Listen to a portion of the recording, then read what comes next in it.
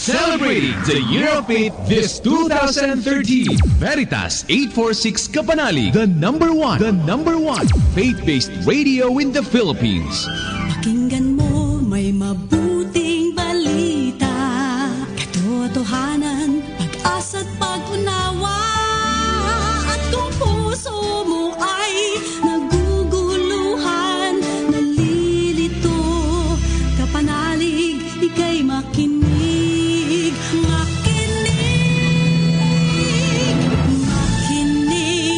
Veritas 846, kapanalig ninyo. Makinig, Veritas 846, radyo totoo, lahat ng kailangan mo. Balitang totoo, tulong na totoo, payong totoo. Makinig, Veritas 846, radyo totoo, radyo totoo. Member Catholic Media Network and kapisanan ng mga broadcaster ng Pilipinas. Ang oras, 3 minuto makalipas ang ika-6 ng gabi. Ngayon ay gabi ng Martes, ika-5 ng Pebrero, taong 2013. Narito na ang isang oras ng makabuluhang talakayan tungkol sa buhay at lipunang Pilipino. Talakayan! Makinig, makilahok, makipagtalakayan. Sama-sama tayong tumugon at mag-akayan tungo sa liwanag ng katotohanan, katarungan at kapayapaan. Talakayan! Hatid sa inyo ng Promotion of Church People's Response, Kasimbayan at ng Kadao Productions. Talakayan! Tuwing Martes, alas 6 hanggang alas 7 ng gabi, dito sa Veritas 846 Radyo Totoo.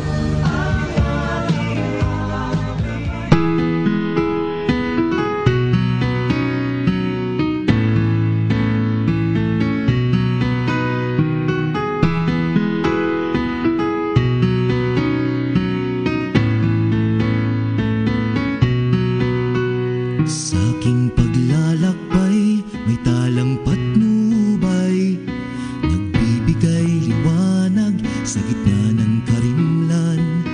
Talang maliwanag, laging nagniningning, di maglalaho sa aming paningin. Makakaakay sa landasin ng buhay, sa gitna ng bagyo, talang kaagapay. Tala ng katotohanan, tala ng katarungan, tala ng kapayapaan, tala akayan, tala ng paglalakbay, talang siyang patnubay, buhay na ganap makakamtan, tala akayan.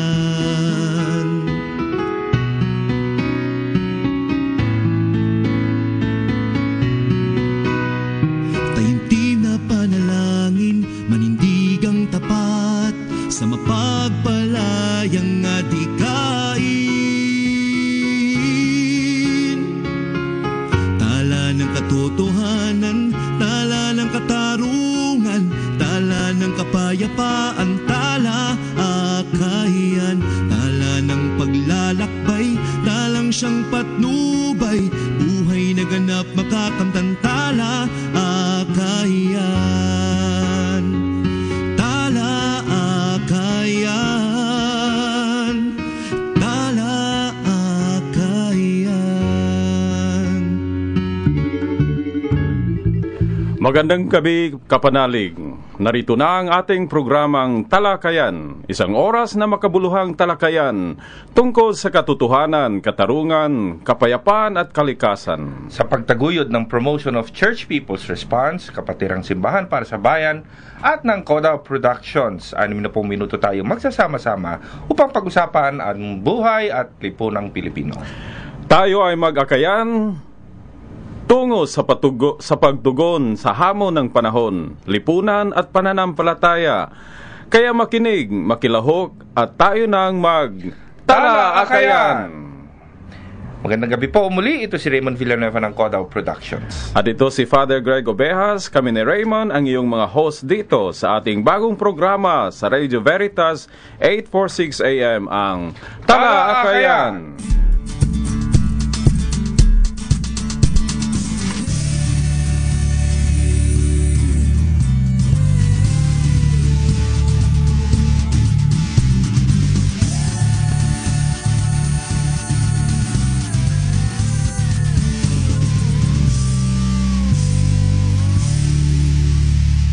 Ang tala balita sa gabing ito, Martes, 5 ng Pebrero, taong 2013.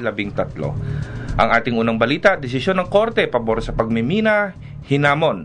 Kinwestiyon ng mga simbahan ang desisyon ng Romblon Regional Trial Court na payagang ituloy ang Sibuyan Nickel Properties Development Corporation ang pagmimina sa isla ng Tablas. Ayon sa Iglesia Filipina Independiente, hindi sang-ayon ang desisyon ng Korte sa nagkakaisang espiritual at moral na panawagan ng mamamayan na pigilan ang pagmimina sa Romblon. Dagdag ni Monsignor Nonato Ernie Fetalino, Romblon Diocese Administrator, labag sa lokal na autonomiya at karapatan ng lokal na gobyerno na pangalagaan ng kalikasan ang desisyon ng Korte. Nauna na nagsampa ng reklamo ang Catholic Bishops' Conference of the Philippines at iba pang grupong pangkalikasan sa Mines and Geosciences Bureau na nagpatigil sa unang tangkaan ng pagmimina sa isla. Ang Romblon ay kilala bilang isang malinis at napakagandang probinsya na maaaring masira ng malakihang pagmimina sa mga isla nito. Ang ating ikalawang balita, pagbisita ng isa pang barko de gyera, tinututulan. Patuloy na tinututulan ang isa na namang pagbisita ng barkong pandigma ng Estados Unidos, ang destroyer na Stockdale. Ayon sa pambansang lakas ng kilusang mamamalakayan ng Pilipinas o Pamalakaya at Partido Anak Pawis, hindi pa tapos ang isyu ng pagkasira ng malaking bahagi ng Tubataha Reef ng barkong US na Guardian. Sumulat ang mga naturang grupo kay Justice Secretary Leila de Lima upang ipormalisa ang kanilang pagtutol sa hindi pagtatanggol ng pamahalaang Benigno Aquino sa soberanya ng Pilipinas. Muli ring nanawagan ng Pamalakaya at Anak Pawis ng pagbabasura ng Visiting Forces Agreement sa pagitan ng Estados Unidos at Pilipinas. Bukod sa pagkasira ng mga korales ng Tubataha, ang tinatawag ng mga dayuhan na rest and recreation ay bumibiktima rin sa mga Pilipino, partikular na ang mga kababaihan, ayon sa Anak Pawis. Ang ating ikatlong balita, detenidong politikal, pinalaya na. Malaya na ang isa sa mga pinakasikat na detenidong politikal ng bansa na si Erickson Acosta matapos ipag-utos ni Justice Secretary Leila de Lima ang pagrebisa ng kaso laban kay Acosta.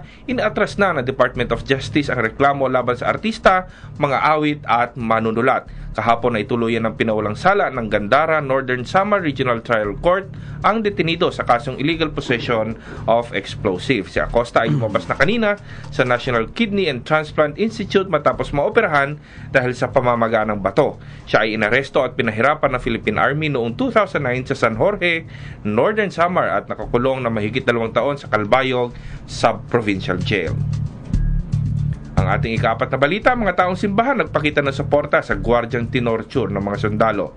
Nagtungo sa Court of Appeals ang di bababa sa 30 taong simbahan mula sa iba't ibang kongregasyon at parokya noong 5 ng Pebrero upang ipadama ang suporta sa gwardyang tinorture at patuloy na ikinukulong. Sa pangunguna ng Task Force Free Rolly Panesa, ipinananawagan nila na igalang ng gobyernong Aquino ang mga karapatan ni Rolly at ang kanyang pamilya at palayain na ang biktima. Security guard si Panesa ng Megaforce Security Agency na dinukot kasama ng kanyang asawa at anak ng mga ahente ng Armed Forces of the Philippines at Philippine National Police, Aurora Boulevard, Lungsod Quezon noong 5 ng Oktubre. Pinaninindigan ng task force na magbibigay sila ng iba't ibang uri ng suporta hanggang mapalaya si Panesa. Nanawagan din ng grupo sa mga mananampalataya na manindigan sa buhay at dignidad na biyaya ng Diyos at ipagtanggol ang karapatang pantao. At para naman sa ating tala parokya, naririto si Father Greg. Plano ng paggunita sa mahal na araw, isinagawa ng parokya ng Epiphany of the Lord. Isang linggo bago pumasok ang Kwaresma, binalangkas ng parokya ng Epiphany of the Lord sa Camarin, Kiko, Diocese of Novaliches ang mga gawain na darating na mahal na araw. Sa pangunguna ng Kura Parokong si Father Aris de Leon at ng kaniyang mga katuwang tulad ni Sister Emelina Villegas, CICM, at Sofia Magan, ilulunsad ang Station of the Cross na sasaklaw sa mga komunidad ng parokya. Layo ng gawain na muling ipalaala ang pagpapahayag ng mabuting balita ng kaligtasan ng ating Panginoong Hesukristo. Ipinakita rin ng parokya ng Epiphany of the Lord ang pagsisikap nitong bigyang pagkakataon ang mga kapatid natin dukha na ipadama ang kanilang pagkalinga sa kapwa nang isagawa nito ang pagkalap ng donasyon para sa mga biktima ng Bagyong Pablo. Sa mga darating na buwan, Ibayo pang ilulunsad ang mga gawain ng parokya upang itanghal ang pag-ibig ng Diyos at pagtatag ng simbahan ng mga dukha. At yan po ang ating mga tala-balita, mga balita hinggil at mula sa bayan. Ano ang pananampalataya kung walang gawa? Ito ang tanong at hamon sa atin ng Panginoon at ito rin ang hamon sa atin ng kasalukuyang panahon. Tayo ay makinig sa ating panimulang panalangin.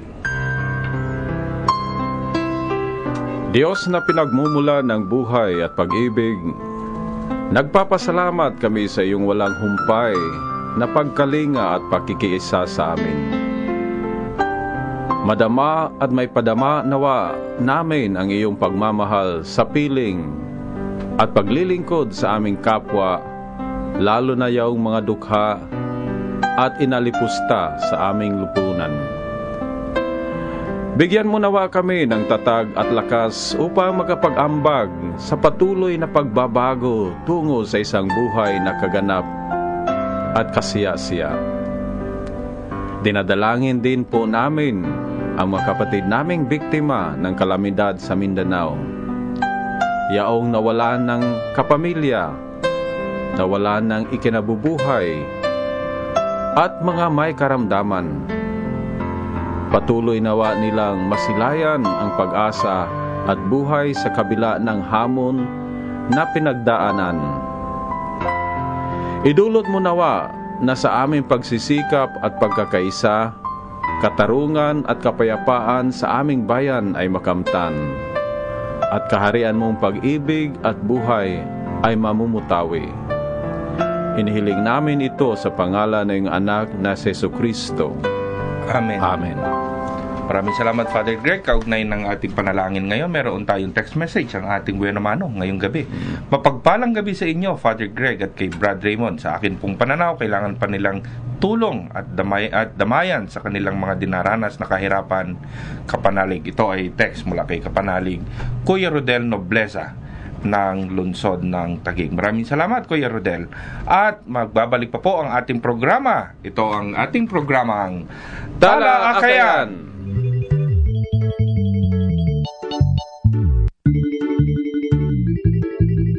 Dala Akayan! Hatid ng Veritas 846 Radyo Totoo. Ang tinapay ng buhay. Pagnilayan natin mga paalala tungkol sa buhay at pag-uugali hango sa aklat ng kawikaan ni Solomon. Ang pagpapatawad sa kapwa ay nagpapasarap sa samahan, ngunit ang pagkakalat ng kahinaan ay sumisira ng pagkakaibigan. Ang tinapay ng buhay. Inihatid ng Veritas 846 Radyo Totoo. Dala Akayan! Babalik po ang ating programa. Ito po si Raymond Villanueva ng Coda Productions. At ito si Father Greg Ovejas at kayo ay kapiling namin dito sa ating programang Tala Akayan! Katulad ka ng isang magandang pastulan, ngunit pupuntahan ka ng mga hari at magkukuta ang kanilang mga hukbo saan man nila magustuhan at paliligiran ka ng kanilang mga tolda. Ito ay mula sa Jeremiah chapter 6 verse 2 to 3. Naganap at nasusulat sa banal na kasulatan ang mga sakuna na malaking epekto sa mamamayan. Nagaganap pa rin hanggang sa kasalukuyan. Isang halimbawa ang magkasunod na malalakas na bagyo sa Mindanao nitong nakaraang 2 taon. Magpapasko pa naman nang dumating at nanalasa ang mga bagyong Sendong at Pablo. Ang Sendong ay nagdulot ng matinding baha na pumatay ng marami nating kababayan noong 2011. Ang bagyong Pablo nitong nakaraang taon naman ay nagdala ng mapanirang lakas ng hangin na pumatay rin ng marami sa ating kapanalig sa Caraga. Hanggang sa kasalukuyan ay marami pa rin ang nagdurusa. Bakit kaya ito nagaganap sa Mindanao? Samantalang dating namang sa Luzon at Visayas lamang ito nananalasa. Ano ang dinararas ngayon ng ating mga kapanalig sa Mindanao? Paano tayo makakatulong? At bakit natin kailangan tumulong ayon sa turo ng ating pananampalataya? Gusto ko ang huli mong tanong, Raymond. Bago natin ipakilala ang ating mga bisita ngayon, Inanyayahan natin ang ating mga tagapakinig na sumali sa ating talakayan. Mag-text lamang sa 0918-883-73827 o tumawag sa 925-7931. Ngayon, ipakilala muna natin ang kasama natin sa ating usapan ngayong gabi. Okay. Kasama natin ngayon ang ating kapanalig mula sa Mindanao, ang Executive Director ng Balsa Mindanao. Magandang gabi, kapanalig Francis Morales. Magandang gabi po, Father, at magandang gabi sa lahat ng mga kapanalig nating nakikinig ngayon. Maraming salamat, Brother Francis, at kapiling din natin ang Deputy Secretary ng AGHAM o Advocates of Science and Technology for the People. Ganda ng pangalan nila, Father Greg. Francis. Oo. Kasama natin si Ginoong Neil Kaydig. Magandang gabi, Neil. Magandang gabi po sa inyo at saka sa mga tagapakinig din ng programa. Yan. Tawag natin sa mga tagapakinig natin, mga kapanalig. Mga kapanalig. Yan. Kapanalig. Relax ka lang muna dyan, Neil. At kumustahin muna natin ang mga kapanalig natin mula sa Mindanao. Malayong pinanggalingan ni Francis. Unahin natin. Kumusta, Brad Francis?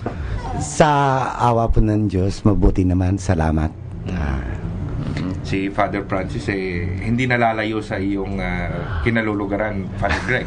Oo nga based on my research, ka daw? Dating seminarista, no?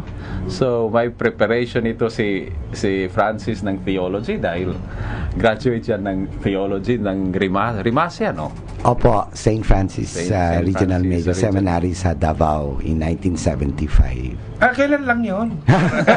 Kailan lang? Huwag na natin makitin kung gaano nakatagal ang lumipas. Senior citizen na ngayon. Ganun ba? Sino ba mga kasamahan mo doon sa that?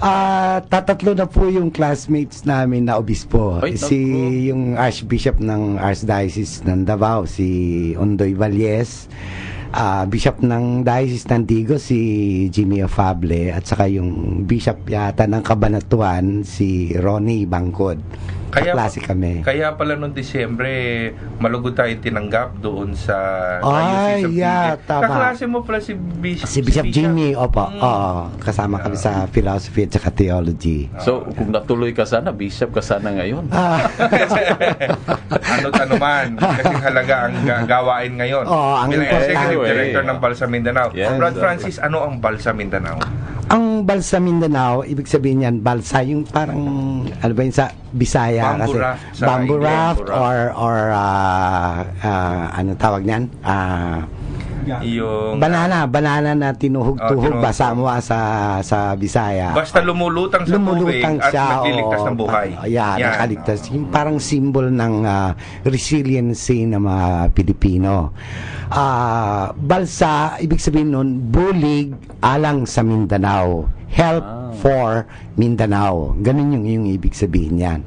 So ito'y people's mobilization for parang disaster response dahil doon sa yung problema nga natin ngayon, yung tinatawag na climate crisis, na kung saan pwede naman siguro natin mamaya nagkakrisis na yung klima natin dahil sa maraming rason. Isa siguro yung physicist natin siguro mag-ano dyan, mamaya sa ibang mga rason to bakit nagkakaganito.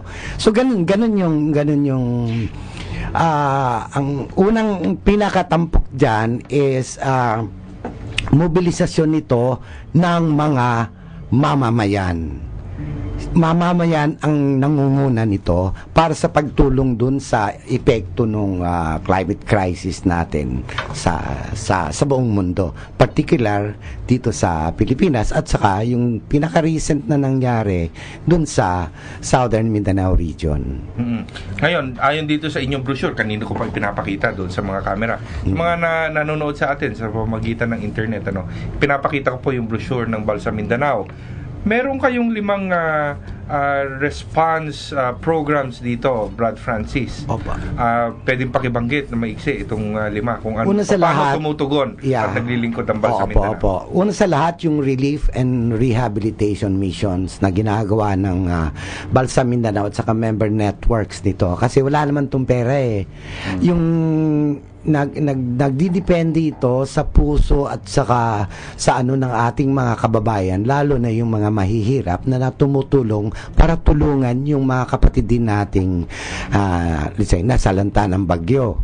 Nagiging yun na nga, pinaka ano nito, yung pinaka kung baga uyukan nito, yung mga mamayan mismo ang tumutulong sa kapwa mamamayan na tinamaan ng mga ano.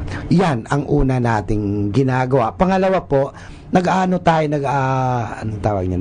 tayo ng mga volunteers para sa pagtulong sa pag-rebuild ng mga communities natin na tinatamaan ng mga ganitong mga epekto ng climate crisis. Pangatlo, yung mga psychosocial debriefing sa community, sa mga bata at saka sa mga buong community. Nabanggit niyo yung mga bata. Bakit mahalaga na unahin ng mga bata? Dahil po tayo, medyo matanda na tayo, lalo na ako. May mga pinagdaanan na tayo. May pinagdaanan na tayo. Tapos, ma-imagine natin yung epekto na more than 6 million ang tinamaan. Karamihan nito, mga bata. So, ang epekto nito sa kanila, psychologically, emotionally, ano ang magiging itsura ng future generations natin pag hindi natin natulungan na ma-process yung kanilang mga fears, ng mga ganon katindi ang epekto nung climate crisis. Gusto ko sanang kasi yun na nga, yung importante na malaman natin kung ano yung nagiging ugat ng mga krisis na ito para para ma-mitigate natin yung magiging epekto nito. Kasi malaking epekto ito sa future generations, hindi lang sa usapin ng environment natin, kung hindi sa future generations of Filipinos, hindi lang Filipinos, kung hindi sa buong mundo. Dahil ang krisis na ito is worldwide, parang ganun. Pang-apat po is na pinoprocess natin matulungan pag-restore, panumbalik ang mga paano ba yun sa Bisaya, yung livelihood ng ating mga kababayan na mga Pilipino, kabuhayan ng ating mga marilitang mga magsasaka na hanggang ngayon wala pa nga yung lupa, so mga trabahante, lalo na yung tinamaan dun sa bagyo, almost 10,000 na mga farm workers na nagdidepende doon sa banana industry ang nawalan ng trabaho.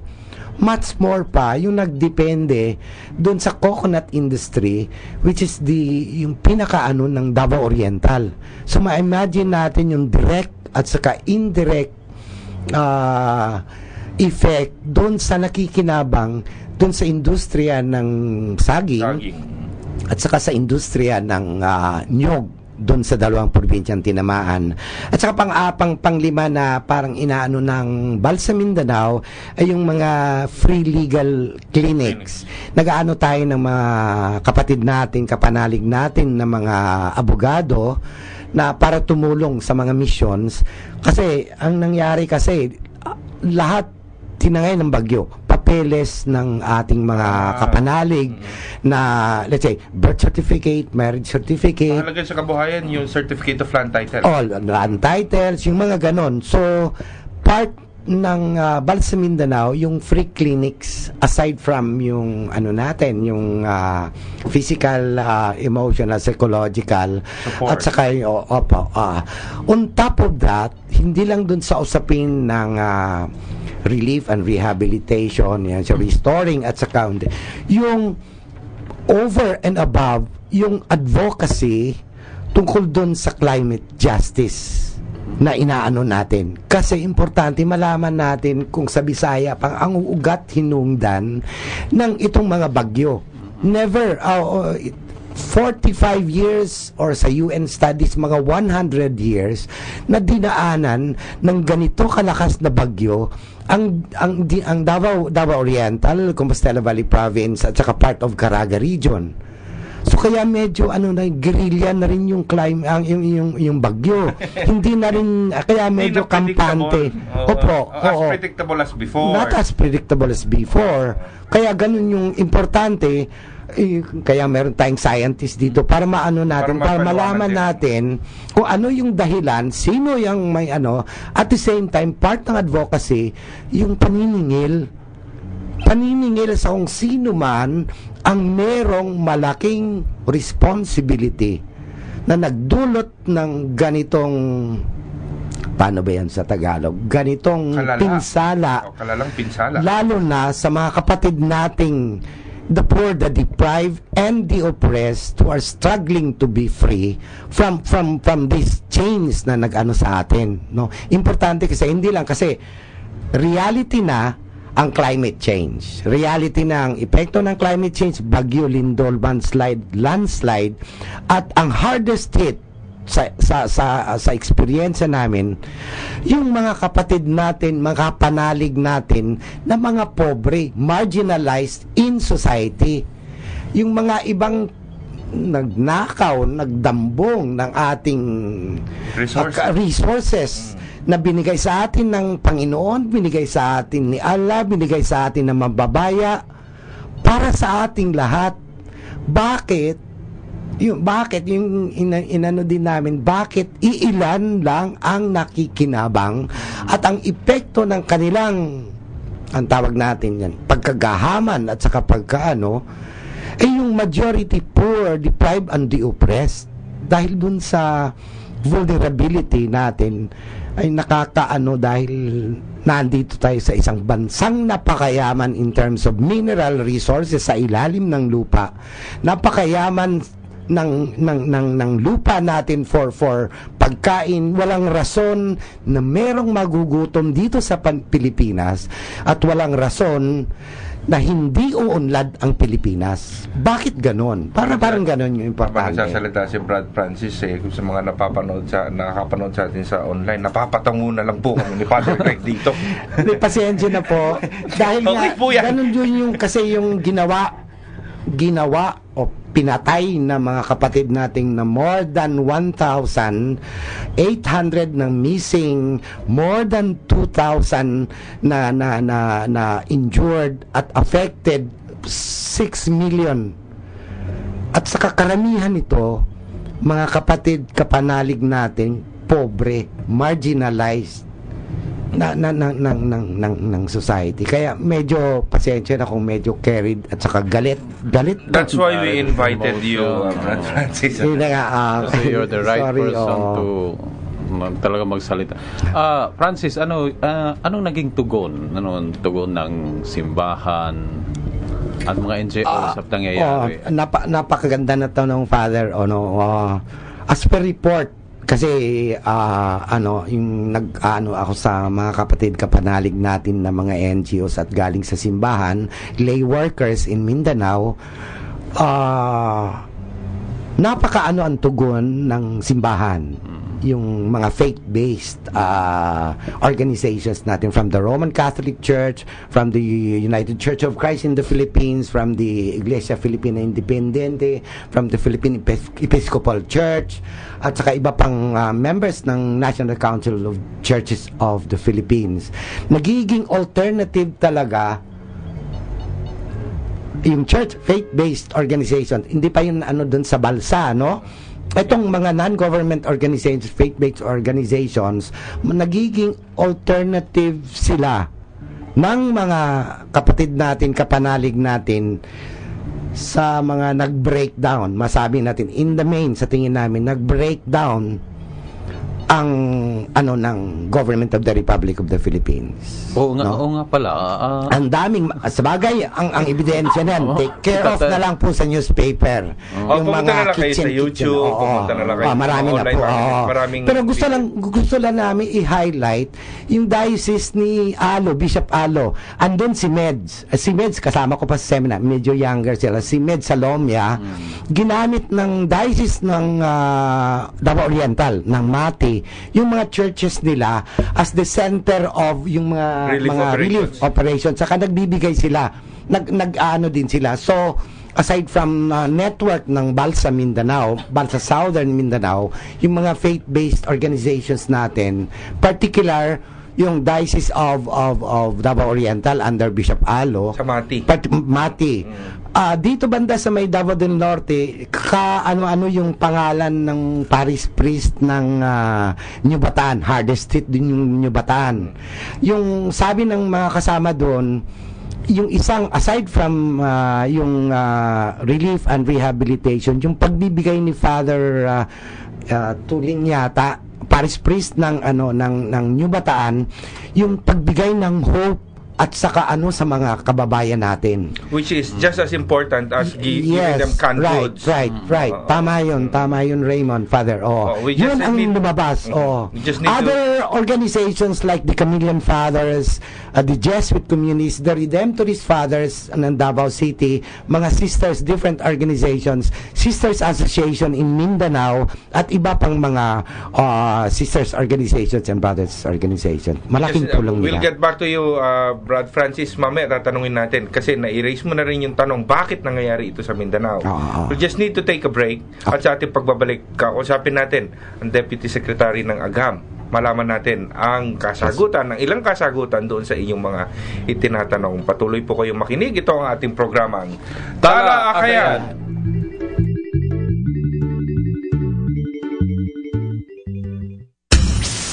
Celebrating the Year of Faith this 2013. Veritas 846 Kapanalig, the number one faith-based radio in the Philippines. Pakinggan mo, may mabuting balita. Katotohanan, pag-asa't pag-unawa.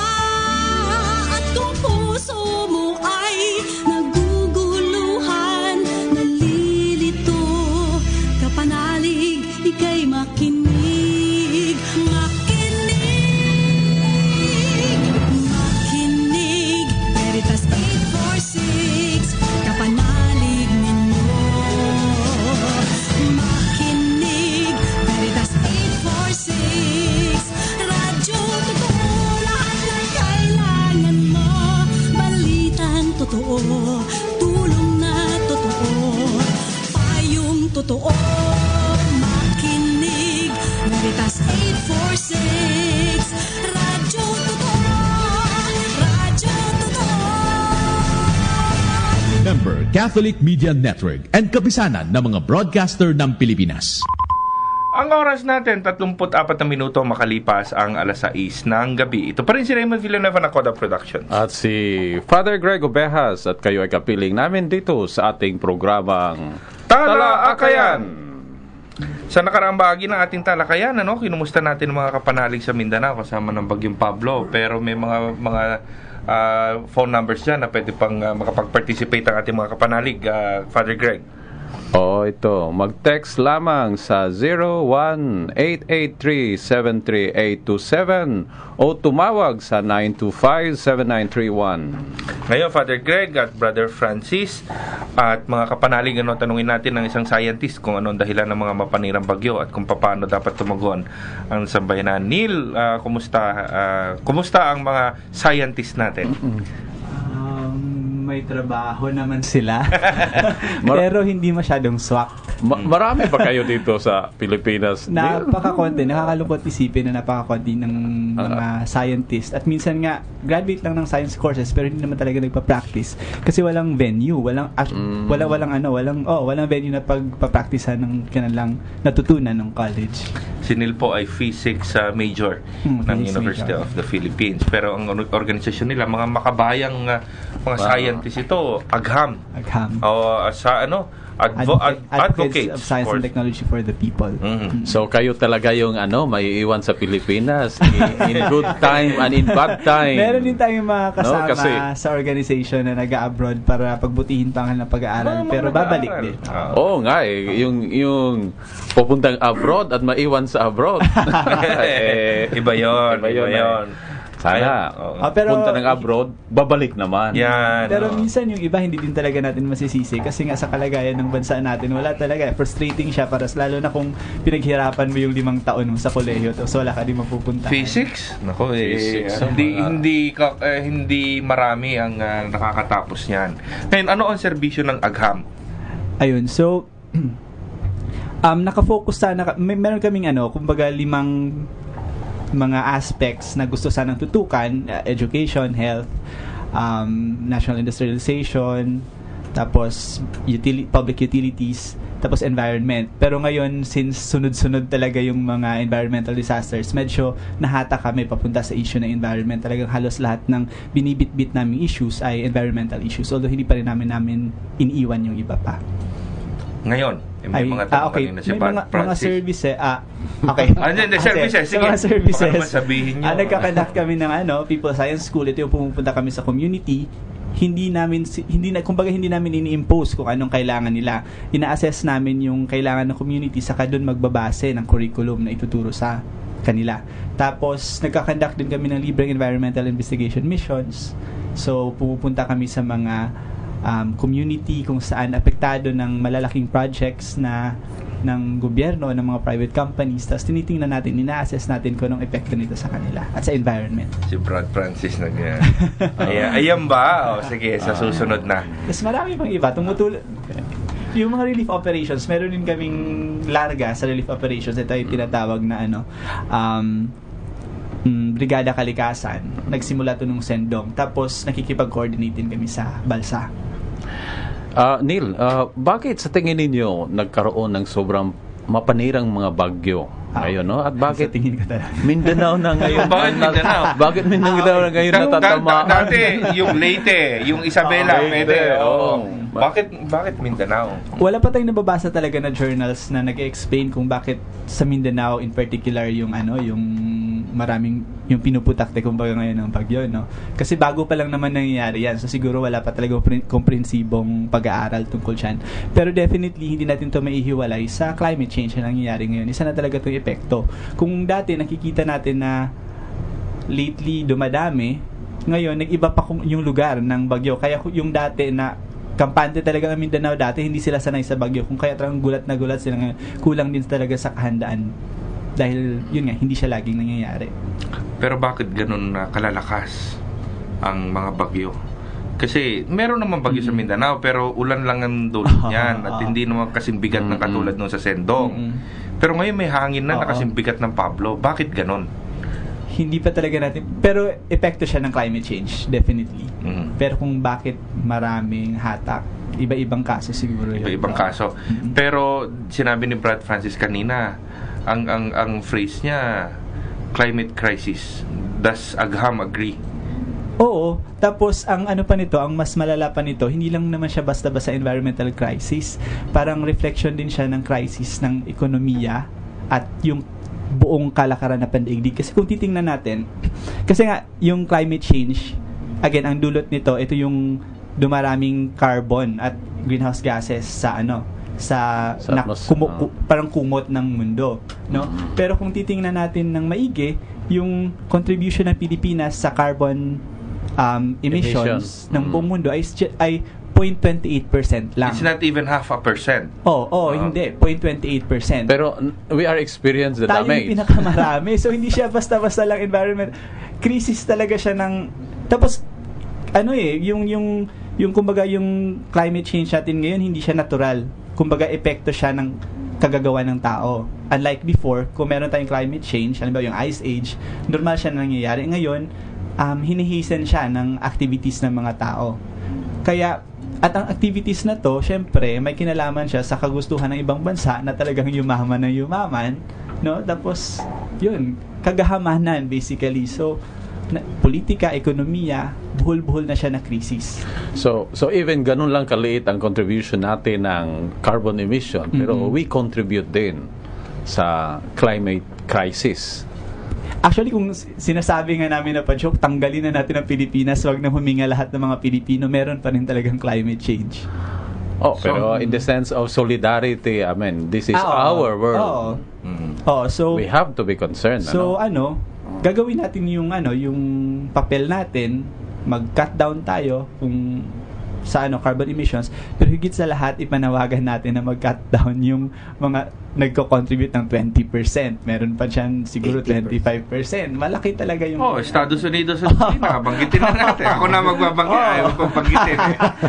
Dito, balikan natin ang brochure ng Balsa Mindanao. Ang sinasabi dito, ang panawagan, yung mga larawan po, medyo maliit lang, yung mga panawagan ng mga placard ng mga mamamayan doon, itigil ang logging at mining. How does this contribute dito sa laki ng pinsala na dinulot ng Pangulo? Okay.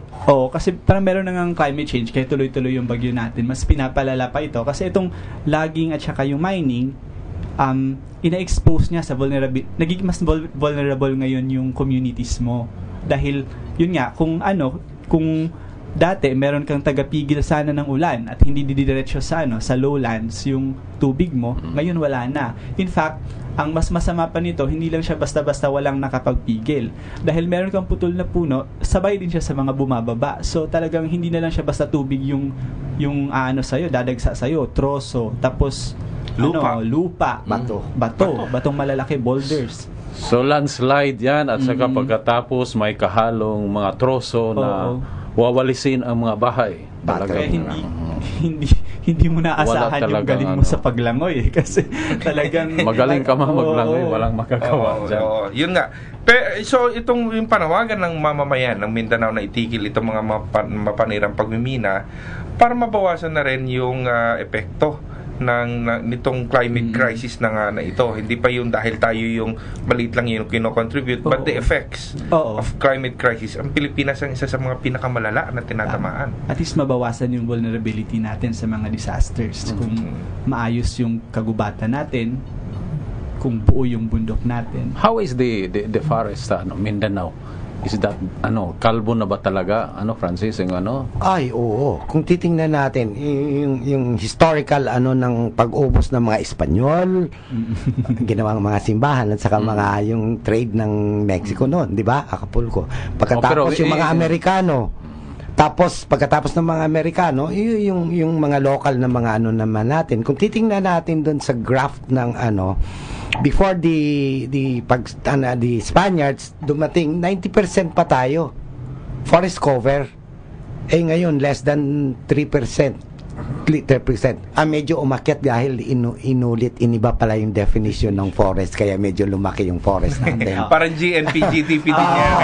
Alam mo, Raymond, na-remember yung definition ng poverty, kaya medyo lumit yung pero yung poverty kasi yung nakadagdag sa vulnerability ng ating mga kababayan. So it is not more on legal logging yan kasi pag legal logging, tama. yan. Gusto kong i-correct yan every time kami. Parang illegal logging, meaning policy of the government, accounts for 68% ng cost ng deforestation. Hindi yung mga kapatid nating katutubo, hindi yung mga slash and burn agriculture, hindi. It's legal logging. Sa Davao Oriental, meron ngayong 16 logging permits to the tune of mga 83,000 hectares. Davao Oriental lang yan. So, hindi umobra yung EO23, EO26. Wala nagpapaano yung mga EO. It's legal logging. Meron tayong data dito. Legal logging at saka timber legal license mining din yan. If massive BFMA. Kasi pag may mining, may legal logging. Tama. Yan? Kasama yun. Yun. Ang dapat maanuhin natin sa Tapos doon sa conduct ng yung dyaryo naman siguro yung reaction ng mga kapanalig, kababayan at saka kapatid natin sa epekto ng response of the government of the Republic of the Philippines doon sa pagbigay ng tulong-tulong. Pinakamalaking message doon, yung nag-organize sila yung mga victims, nag-organize sila at saka binarricade nila ang Davao-Agusan Highway for 13 hours, mga 25 kilometer stretch na naapektuhan para i-send lang yung message na ayusin nyo naman yung pagbibigay ng tulong sa Isa sa mga lumabas na issues dyan, Brad Francis, yung yung pinamigay pa ng mga bigas, Ay, bulok. Bulok. Oo, mabaho. Oo, mabaho. At saka yung mga sardinas, pag paano ba yung Binuksan. binuksan, pumipiswit. Paano ba yan? ano na yan? Sumisirit na. Sumisirit. Kasi, Ano na yan? it's Old bad. stock na yan. Merong expired cases na yan. of switching. Merong cases of kagrabe na mga requirements. Mayroong white card, blue card, green card. Inaubos na nga yung pati yung mga underwears nila dun sa Baguio. Hanapan mo pa yung mga cards na yan. Ngayon, ang isang issue dyan, kakasuhan pa raw itong mga nagpahayag. Yun na. Yun na. Anong pinagmulan ng ganong balita? Sorry ka mag- Anong pinagmulan ng balita? Bakit daw sila kakasuhan? Sa tingin namin, nagdidemand lang yung sambayanan what is due them by this government. Bakit nga daw kakasuhan ng Kakasuhan biktima? dahil yung traffic yata, yung mga ano ba yung mga maliliit na ano parang ganun yung hindi ko masyadong maano sa Tagalog yung English na Englishin mo ba?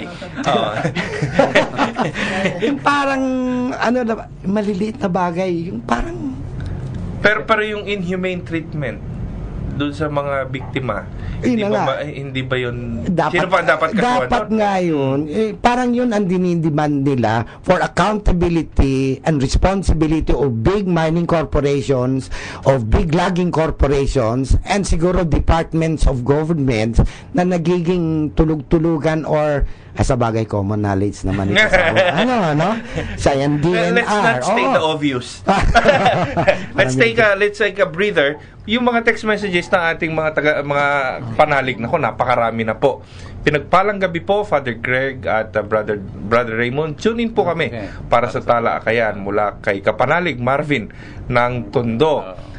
Good evening po mga fathers. Si Father Greg lang po nandito. Hindi, father ka din. Father of two. Wala pa nga ako. Wala pa. Ask ko lang po kung totoo po yung nag-resign na si Bishop Deo Iñiguez ng Diocese ng Caloocan. We still have to find that out for sure. Hindi po namin masasabi.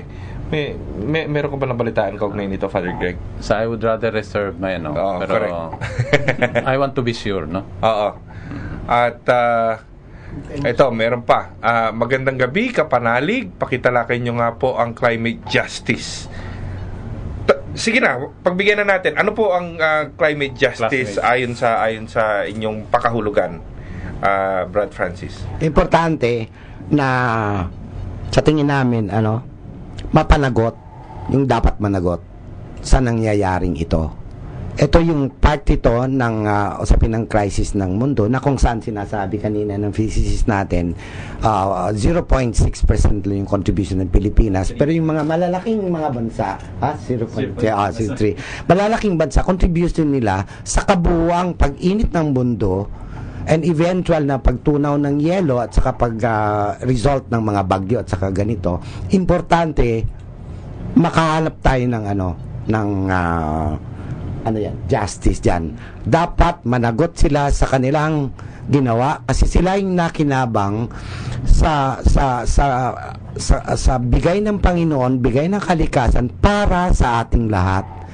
Dahil nga sa mga policies, sa tingin namin policies at saka ng government at saka hindi lang ng government of the Philippines kundi yung buong kalaklan sa buong mundo na ang bigay ng Panginoon para sa ating lahat nakokontrol lang ng iilang bansa, ng iilang corporations. Sad to note, sa tingin namin the government of the Republic of the Philippines has been subservient to the dictates of big multilateral organizations like the IMF, World Bank, the Asian Development Bank, and the World Trade Organization. Na kung saan and a few local members big corporations and a few dito sa atin. So sila ang nakinabang sa bigay ng Panginoon para sa ating lahat. Something is wrong somewhere. We have to assert. So sa tingin namin nasa collective strength ng sambayanang Pilipino na maghingi, mag-demand at ng kaukulang katarungan, reparations at saka what is due sa naapektuhan. Siguro, Francis, ganon. Yung na-remember ko noon, yung may kasabihan kasi, bakit kukunin namin, puputulin namin yung puno namin kung kaya namin putulin ang mga puno ninyo? Bakit huhukayin namin ang natural resources kung kaya namin huhukayin ang natural resources Are ng you referring to Pilipinas? Japan, Father Greg? Ay, Among hindi other lang. rich countries? It is yung gano'n na Merong gano'n. It happens. pamaraan. Ganun ba? We have one text message. Ito, directed dito sa kay Neil. Good evening po. Posible po kaya that the global elite scientists are using HAARP technology to direct weather disturbance sa part ng population, as part of population control? Hindi natin masasabi. Although personally sa tingin ko medyo hindi naman yata. Implausible at this point. Wala pang ganung technology na pwedeng mag-direct ng control. So this is hindi pa. the Kasi parang doing. yun ngang di ba, yun ngang yung tawag nito, yung path na lang ng bagyo hindi na nga natin mahulaan. Lalo pa kung i-direct natin yung i-redirect natin yung yung So that mga weather exists in disturbances. the realm of the imagination at this point. Wala pang sa ganun. tingin ko. Ngayon, sa bahagi ng isang siyentista, paano ma-mitigate ang ganitong mga epekto ng mapanirang bagyo, climate crisis? Siguro una tanggapin na lang talaga natin na meron na talagang climate change at yung sad to say, yung lifespan ng carbon dioxide medyo mahaba-haba siya. So, hindi siya agad, kung magka-cut down man tayo ng carbon dioxide, hindi natin mararamdaman agad-agad yung epekto. So, kailangan nating paghandaan talaga tong mga yung mga tawag dito, yung mga extreme weather events natin sa Pilipinas. Nasa paghanda talaga siya. Preparation, at kung halimbawang andyan na, yung gagawin natin after. Yun din yun. So, ang ang malaking bahagi nito dapat ginagawa siya ng gobyerno, although dapat din ginagawa ng mga tao, kumbaga tulungan. Kasi halimbawa sa nangyayari ngayon, hindi man lang malaman nila agad, wala nga investigation ngayon na nangyayari kung bakit nangyari talaga sa Mindanao. Hindi nila malaman kung anong dahilan talaga. Wala pang ginagawa investigation ngayon. So isa actually sa mga projects sana natin ay magtawag ng mga scientist para alamin kung ano talagang root cause kung bakit nagkaroon ng flash flood. Kung aling part doon ng bundok ang pinanggalingan ng mga puno, ng boulders. So yun sana yung gusto natin mangyari. Nagtatawag tayo ngayon ng tulong ng ibang pang mga scientists. Tapos sana yung yung sinasabi ni Sir Francis na yung sa poverty, kasi yun talaga yung nagpapa-vulnerable ngayon sa mga tao. So kumbaga sinasabi nila na yung bagyo great equalizer kasi lahat nakakaranas, pero ang problema kasi after ng bagyo, anong nangyayari? Yung kumbaga lahat tayo nagkakaubo, pero yung iba badly dahil sa mahirap nagiging malala. Tapos 'di ba, yung parang ganon, lahat tayo nakakaranas ng bagyo, pero yung mga mahihirap, hindi agad-agad nakakabangon. At ang problema pa nito, hindi na nga makabangon dahil mahirap, wala pa talagang tulong mula sa government. Nakita natin yung Sendo, mga after 1 year, nasa tent pa rin yung iba. Tapos, ano pa ba? Yung pang nangyayari ngayon na, anong tawag nito? Naghahanap lang ng relief kung andyan na yung bagyo. Parang, sa tingin ko, ginagawa din siya ng balsa at sa amin din sa tawag nito sa Brigada Kalikasan, naghahakot na kami kasi parang tanggap natin na laging may bagyo sa Pilipinas. So habang wala pang bagyo, maghakot ka ng relief goods para at least agad-agad mo siyang mai-distribute. Thank you, Neil. Si Father Greg, anong last question natin kay Brad Francis? Francis, ano ba ang pangailangan ng ating mga kabanalig na biktima sa Pablo o maging Sindo ngayon? Kasi parang wala na yatang news na masyadong galing sa Mindanao ngayon. Isa din po yan sa mga medyo, there seems to be a conscious na hindi masyado na project yung mga nangyayari. Nafi-feel namin yan, no? Na parang may conscious na hindi binabalita yung for whatever reasons, alam namin, no, parang ganun. Pangangailangan, tapos na po yung, hindi naman tapos, patuloy. Sa tingin namin dapat pakainin ng gobyerno for a year. Dahil ang nangyari po, hindi ordinary bagyo na kagaya nangyari dito. Pagkatapos ng evacuation centers, uuwi yung mga kapatid, kapanalig natin sa kanilang kasi wala nang baha. Doon devastated talaga, hindi lang kanilang buhay, hindi lang kanilang kabuhayan, sa the whole area. Kung magtataniman sila ng kamote, 60 days. Kung tatanim sila ng mais, that would be April, that would be another 3 months. So, back to zero talaga. Kaya, nga kami na medyo frustrated.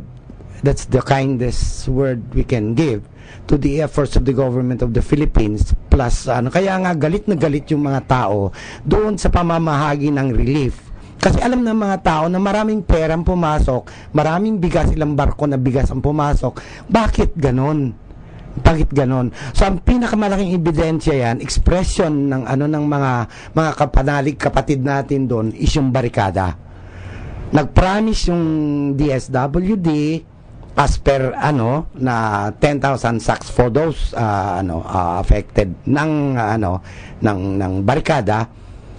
Hindi ko rin alam kung dumating na yon ngayon. So patuloy yung natin ng relief, yung rehabilitation, at saka siguro yung ng Balsa Mindanao na maiugat natin talaga yung na rason ng ating climate crisis, at saka yung usapin ng vulnerability ng ating mga kapanalig na harapin yung epekto ng climate crisis. So yun po yung patuloy yung pag-aaral, importante yun kasi reality, sabi nga ni Neil, reality na yung bagyo. So forever na tayo magre-rehab. Pero kung hindi natin uugatin, yung ugatinong yung usapin ng pag-mitigate, yung pag-usapin ng yung mga ganon, mahihirapan tayo. Tsaka forever we will be alam namin, klaro, hindi kami scientist, pero alam ng mga tao doon, laging mining. Ganon. Kung palawakin mo pa, Mindanao, more than 300 billion US dollars worth ang mineral resources ng Mindanao under the soil lang yan, hindi pa yung mga soil. Pero sinong nakikinabang dun sa rich soil natin, mga minerals natin, hindi Mindanaoans. So dagdag pa siguro yung ang tawag nito, makikiisa tayo sa panawagan para ayusin yung policies natin, lalo na sa logging at saka sa mining, kasi malaking talaga siya. Maraming salamat, Brad Francis at Brad Neil. At we're sorry, we're running out of time. Isang message muna, nag-text sa atin. Mula naman ito sa isang kapanalig, Brother Boy Mabato ng Parañaque. Kailangan stop na ang logging at mining para sa kinabukasan ng ating mga anak, para makita nila ang ganda ng lugar na kinagistan nila. I'm reserving the last question. Very briefly, sagot lang ito, Father Craig. Bakit naman kailangang tumugon ang ating mga kapanalig doon sa sinasabi nilang patuloy na tumulong sa ating mga kapwa at maganda na rin sa mga epekto ng climate crisis? Kasi Raymond, this is a call for solidarity, not only a Christian call, but it is a human call, no? Responsibility talaga natin itong lahat, na first we have to protect our world. Dapat panawagan talaga ito ng lahat ng mga tao, lahat ng mga Pilipino, na hindi tayo magbulag-bulagan tungkol dito, dahil buhay ito ang nakataya dito. Kung hindi tayo tutugon nito, no, babalik din ito sa atin, Raymond. So the other part, and the Christian dimension, yung sinasabi nating stewardship of creation, no? We have to be good steward of creation, not to exploit. If one is exploiting, then we have to prevent, no, the one exploiting, abusing nature, dahil Kagaya ng mining, malaking mining, logging, legal man yan. Pero it doesn't mean na pag legal, okay, right, pero is it moral na daming punong puputulin? Pero may epekto yan sa sa atin. Dahil nakita na natin sa Mindanao, landslide, ang mga tira-tirang mga yan ang papatay na. Ay mabuti lamang kung nandoon din sila yung mga kapitalista na nandoon at nasama doon. Nandito yan sila sa Manila at sa ibang bansa. Correct. Ang mga poor people natin ang nagiging biktima. I mean, it is not fair, it's not justice. I mean, they're doing. And talaga ako na we have to care God's creation. Because kung hindi natin alagaan yan, tayo din ang mananagot dyan. It will come back to us. At anyone who abuse it, we have to prevent, we have to stop them from the abuses that they are doing to our nature, to our land. Kasi may epekto yan. Maraming salamat, Father Greg. Nako, talagang kapos lang po ang oras natin, pero kailangan na natin tapusin ang ating programa. Sa mga hindi pa po nabasa ang kanilang mga text messages, susubukan po namin na magpasalamat sa inyo sa mga susunod na pagkataon. Sumainyo ang isang oras sa makabuluhang balitaan at talakayan. Sana po ay naibigan ninyo ang ating episode ngayong linggong ito. Maraming salamat sa inyong mga tagapakinig, mga kapanalig at mga bumati. Muli po tayo magkakasama sa susunod na Martes, ika-12 ng Pebrero. Ganap ng alas 6 hanggang alas 7 ng gabi dito lamang sa ating Radio Veritas 846 kHz Radyo Totoo. Makinig, makilahok dito sa ating programang tungkol sa katotohanan, katarungan, kapayapaan at kalikasan. Ito ang talakayan at sumainyo ang katotohanan. Sa gitna ng karimlan, talang maliwanag, laging nagniningning, di maglalaho sa aming sa landasin ng buhay, sa gitna ng bagyo, talang kaagapay. Tala ng katotohanan, tala ng katarungan, tala ng kapayapaan, tala hakayan, tala ng paglalakbay, talang siyang patnubay, buhay na ganap makakamtan